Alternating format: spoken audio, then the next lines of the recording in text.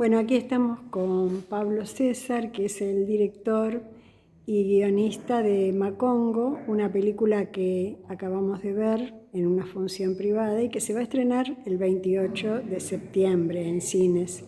Bueno, gracias por atendernos, por estar en esta entrevista. Y bueno, la primera pregunta que te quiero hacer es, ¿por qué este tema de la Córdoba africana? ¿Por qué esta búsqueda de raíces? Bueno, me parece que lo primero que te tengo que agradecer a vos por haber estado acá en la proyección y que le des este espacio también a esta temática, porque es una deuda que tenemos en Argentina, nosotros con nosotros mismos, una deuda interna también de hablar de otro gran desaparecido, que es el hombre y la mujer africana, desaparecido de los libros de historia. Porque nada de todo esto que vimos hoy se hablaba en los libros de historia cuando íbamos al colegio. Hoy a veces en algunos lugares se incluye un poco la información de las mujeres que lucharon por la independencia argentina. Recién en los últimos tiempos se está poniendo algo de eso, las niñas de Ayohuma o María Remedios del Valle, sobre quien estoy trabajando en un proyecto ya grande y un poco ambicioso, pero bueno. ¿Será la próxima película? Y ojalá, no sé, ese complejo. Pero porque son batallas, son films épicos. Y nosotros tenemos, hasta los porteños, evocamos a los africanos en nuestra manera de hablar cotidiana. Porque nosotros decimos llave en vez de llave, decimos lluvia en vez de lluvia y decimos llorar en vez de llorar. Y si vas a Mendoza, dicen llorar. Y si vas a Formosa, dicen lluvia. Y si vas a Córdoba, dicen llave. Entonces, esto quedó en Porteñalandia a través de la llegada de las personas esclavizadas que pasaban por Brasil, donde a la llave se le dice chave, con CH. Con CH. A la lluvia se le dice chuva. Y a llorar se dice llorar. Entonces, después le enseñaban el español, o lo tenían que escuchar, y quedó esa impronta en Buenos Aires. Y hoy hasta el más negacionista de nuestras raíces los evoca en su hablar cotidiano, si es una persona porteña, claro. Entonces yo sentí siempre esa necesidad de además de compartir lo que iba aprendiendo, porque a partir de 1989 que viajé al África y en 1990 hice mi primer film en coproducción con una nación africana, que fue con Túnez, que era mi tercer largometraje. Bueno, a partir de ese momento no paré de filmar en África, haciendo coproducciones con Namibia, Marruecos, Malí, Benín, Cabo Verde, Angola, Etiopía. Y en un momento, en medio de que empezaba la pandemia, yo dije, quiero seguir filmando, no puedo hacer una película de amor porque los actores no se pueden tocar. Y empecé a desarrollar el guión de Macongo. Y estando a metros del arroyo Macongo, porque me había ido a vivir a Ascochinga. Perdón, alguien que se va. Sí, disculpa, terminamos acá el encuentro con la prensa. Y entonces ahí fue que empecé a decir, qué increíble, Macongo. Y esa voz que se escucha al principio es de mi tía Inés, que falleció el año pasado y que en un audio de WhatsApp mi prima me dice, mira, algo muy importante para cuando ubiques la casa. Y entonces ella me dice, el arroyo se llama Macongo. Y dije, Macongo, es el Congo. Es como que todo te estaba buscando, sí, ¿no? Es esa sangre, dijo, acá hay alguien que va a defender y va a dar voz a esta gente que se la pisoteó y se la esclavizó y se la ocultó. Y se la ocultó. O sea, se la esclavizó y se le quitó la identidad. Ese es un gran genocidio de la humanidad, que tal vez no está determinado como tal, pero que está ahí. Pienso, ¿no? Que es así, es así. Mi socio, Pablo Ballester, de la productora, me dice, el día que se declare todo el proceso colonial como un crimen de lesa humanidad, se arma un lío en el planeta. Claro. Porque hoy es un crimen de lesa humanidad, pero no se ha dicho que la famosa conquista, que hasta tiene una palabra romántica, conquistar, de América, fue una invasión. Una invasión, un crimen de lesa humanidad. Claro, vinieron, digamos, esclavizaron la gente que traían de África para el trabajo más pesado. Sí, porque acá los habían matado a todos. Claro, y acá habían arrasado con todos los pueblos originarios, ¿no?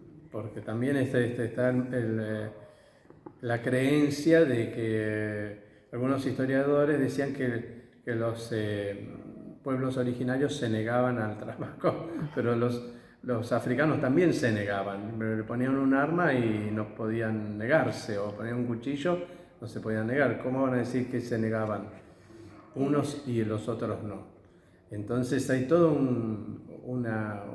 una confusión de quienes escribieron la historia, que son grandes responsables de todo esto, porque en el documental llegamos a localidades llamadas Arroyo Macongo, Tulumba, Cabinda. Y todo eso es provincia de Córdoba. Provincia de Córdoba. Esos nombres no son ni ruso, ni chino cantonés, ni italiano. Ni españoles, seguro, ni franceses. Ni comechingones, porque no hay diccionario de los comechingones. No, así que esas son evocaciones de vocablos, especialmente de las lenguas bantúes, que es de la región de lo que hoy es Angola, Namibia, bueno, y es desde donde llegaron muchas personas esclavizadas a estas regiones, y especialmente en la zona de Córdoba. Entonces encontrarte con esos nombres, Candonga, que no lo pudimos llegar a filmar también, que es un lugar donde hay también una iglesia, una pequeña iglesia, y donde la Virgen que estaba en Candonga era negra y se la robaron o desapareció y la pusieron una Barbie rubia. Entonces, claro, hay muchas imágenes de la Virgen María que conocemos los católicos que son negras. De hecho, la patrona de Brasil, Aparecida, es negra. Es negra. ¿No? Y la tradición dice que los esclavos le rezaban para obtener la libertad o poder escapar, ¿no? Está esa tradición. Y como nombras en tu película, la Virgen del Valle de Catamarca. Del Valle de Catamarca. Y también hablas algo de los sincretismos del culto yorubá, que es muy interesante y es muy rica esa tradición. Y bueno, es una tradición que se conoce más en Brasil, pero que ha ido viniendo por Río Grande do Sul hasta estas latitudes, estas regiones, ¿no? Bueno, de esa raíz nacen el candombe, el umbanda, quimbanda y la santería. Claro. Porque todos tienen esa raíz yoruba. Algunos me decían, no, en Córdoba no llegó. Pero justo donde cruza un camino, el arroyo Macongo, y comienza la subida de un camino llamado San Jorge. Y San Jorge es el sincretismo con Ogún y los dos guerreros. Y justo en el arroyo Macongo, digo, más... Son demasiadas, sería mucha casualidad, claro, ¿no? Porque uno puede decir, tengo ganas de, pero no, acá es que se suman las evidencias. Y además, bueno, tenés los testimonios de afrodescendientes, que se descubrieron afrodescendientes después de pasado un tiempo. Y es curioso escuchar en algunos casos cuando dicen, no, de esto no se hablaba en mi casa, de estos temas no se podía hablar, o sea, como que estaba eso oculto, ¿no? Muy oculto, Claro. muy negado. Yo tuve 2 o 3 casos de personas que primero me dijeron que sí, después No no se quisieron. animaron.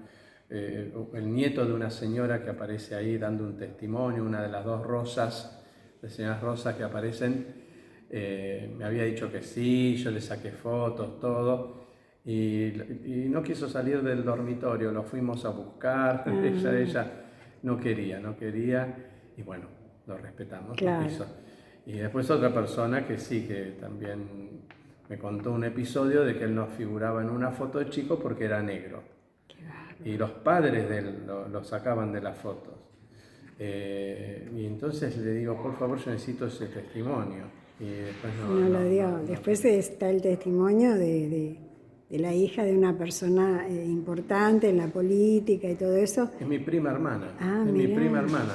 Ella es prima hermana y sí, Sí, cuando decía, no, aquietate, achatate el pero pelo, claro, que no se que no note, se que no se note.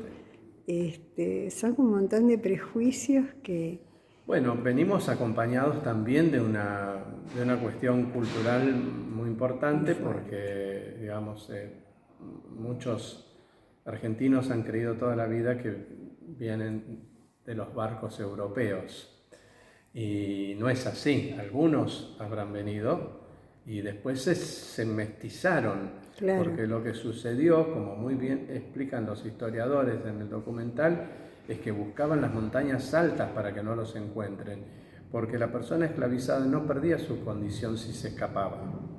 Lo agarraban y lo volvían a esclavizar y hasta lo volvían a vender si no estaba marcado. claro. Entonces buscaban esconderse en las montañas donde vivían algunas poblaciones de pueblos originarios, algunas comunidades de pueblos originarios, y ahí con el tiempo se juntaban amorosamente y Claro, fue mestizando.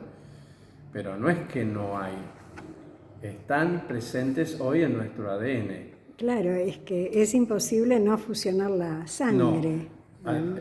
era muy difícil cuando iban a las contiendas en las batallas, porque si lograban desertar, que era su primer objetivo, tratar de desertar, no podían volver a Buenos Aires o a Córdoba, quedaban por donde estuvieran. Claro, Y ahí se juntaban con quien pudieran y no encontraban gente de su propia etnia, porque ni siquiera claro. 2 africanos son de la misma etnia necesariamente. Claro, porque como Entonces, muy bien explicás en la película, recordás y marcás, África es un continente. A veces se dice africano globalmente como si a nosotros nos dijeran americanos, pero exacto. ciertamente no somos iguales. No, son más de 2000 etnias, pero son 54 países porque los europeos lo dividieron como una torta, con líneas verticales y horizontales. Claro, Este pedacito es tuyo, que sos de Portugal, este pedacito es de él, que es de Inglaterra, yo soy de España, vos sos de claro. Francia, te llevas todo esto. Y entonces, adentro de cada pedacito de torta había, y sigue habiendo, una gran variedad de etnias que algunas hablan distintos idiomas, no tienen distintas costumbres. Nigeria tiene más de 500 lenguas que se hablan en Nigeria Claro. y es 2 veces la provincia de Córdoba de tamaño, Claro, y Nigeria. dependiendo de la geografía donde estén, también son las costumbres, las Así comidas, es. las posibilidades económicas y un montón de cosas, ¿no? Sí, sí. Bueno, ¿cuál es la expectativa que tenés con Macongo acá presentada en Buenos Aires? Y bueno, ¿y cómo sigue todo esto? Porque filmaste muchísimo en África, como decís, y bueno, y es una investigación que sigue y hay mucha gente involucrada y muchos testimonios y mucha gente haciendo este trabajo y me imagino que se ha creado una red que no va a parar. Bueno, me encantaría que esa red siga porque tengo proyectos de hacer en Santa Fe, en Corrientes, ya lo tengo desarrollado. Eh, bueno, y estoy luchando por esos proyectos también, de seguir esta línea documental. Y tengo 2 proyectos de ficción en postproducción ahora.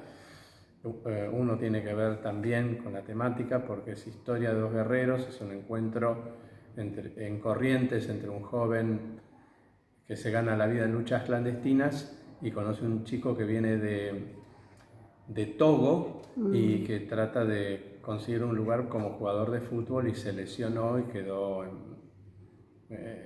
tirado de alguna manera y económicamente mal, y es un encuentro entre estos dos muchachos donde se comparten cosas de sus vivencias y sus culturas.